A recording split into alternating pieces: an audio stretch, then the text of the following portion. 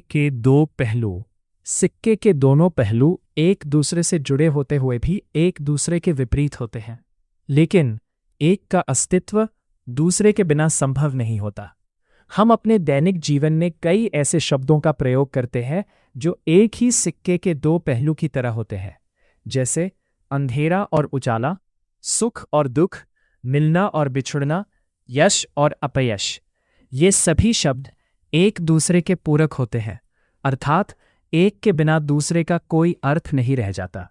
ये हमें सिखाते हैं कि हर सकारात्मक में कहीं न कहीं नकारात्मक छुपा होता है और हर नकारात्मक में कुछ न कुछ सकारात्मक भी छुपा होता है। आइए इसे कुछ उदाहरणों से समझते हैं। अंधेरा और उजाला। हर व्यक्ति उजाले को पसंद करता है, लेकिन अगर जीवन में केवल उजाला ही हो तो उजाले का महत्व समझ ही नहीं आएगा। अंधेरा ही हमें उजाले की कीमत समझाता है। इसीलिए कहा गया है, जो अंधेरा देखता है वही उजाले को सही मायने में समझता है। सुख और दुख। हर कोई सुख चाहता है, दुख से बचना चाहता है, लेकिन अगर जीवन में कभी दुख ही न आए तो सुख का आनंद भी अधूरा रह जाएगा। दुख ही हमें सिखाता है कि सुख कितना अनमोल है। मिलना और बिछुड़ना। जीवन में लोग मिलते भी हैं और बिछुड़ते भी हैं। जैसा कि एक गीत में कहा गया है, जीवन के सफर में राही मिलते हैं बिछुड़ जाने को।